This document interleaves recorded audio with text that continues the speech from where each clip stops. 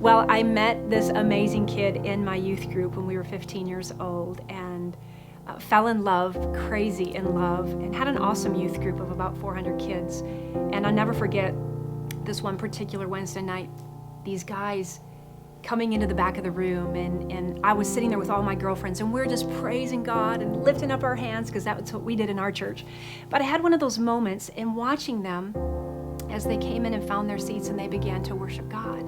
There was something about that moment as a 15-year-old girl that I felt crazy, madly in love with even at that moment. And I thought, gosh, I'd love to know more about these guys. And I did. We began to go to the same fellowship group together. And so I got to watch their lives, and I saw quickly that they were interested in the things of God. And I wasn't allowed to date till I turned 16, but when I did, the phone rang. It was Prince Charming. And I said, yes, I am ready to go on a date.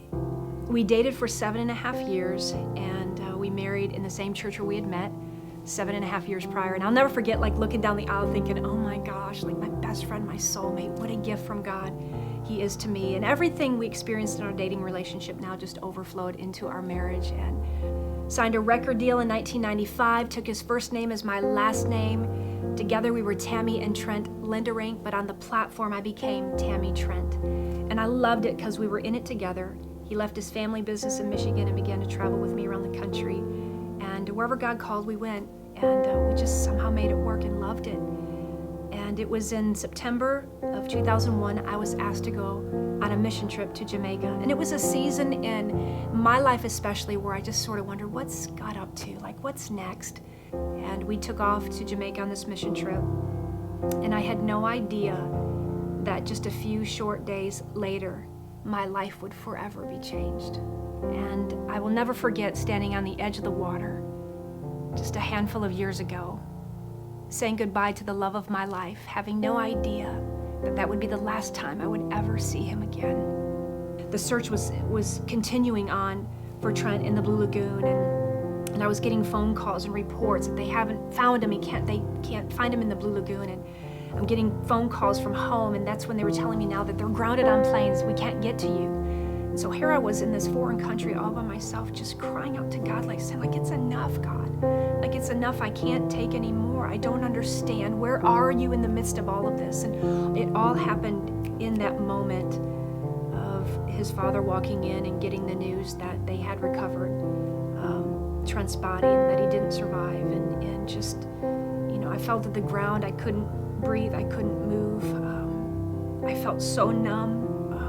I was shocked, of course. And I think that feeling of just being so scared, thinking as a young girl, how will I get through something like this? How will I ever live? How will I breathe? How will I survive? All those questions that I had at that moment, just questioning God too, how could this be good for my life?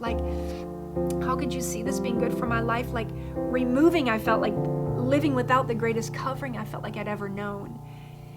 If any one of us has gone through grief, suffering, disappointment, hurt, or failure, I think we've all probably instantly been in a place of saying, why?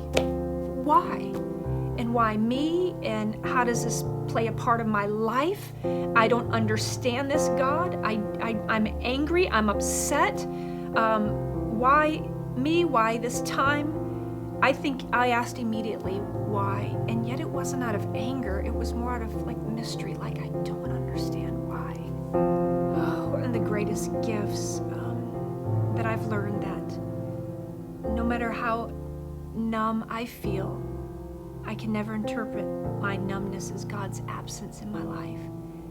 I knew that he was the only one that could rescue me. He was truly the only one that could capture me, that could heal me and bring me through this. And I think another gift I learned was that he's completely committed to me and my circumstances. It's been a tough road for me, but I've just chosen to take God at his word. That when he says he'll never leave, when he says he'll be there for me, I believed him. I believed him when I was in youth group. And it came down to me standing on the edge of the water one day to say, what do I believe now? This is awful. What do I believe now? And I think for me at that moment, I just said, I still believe. Through it all, I still believe.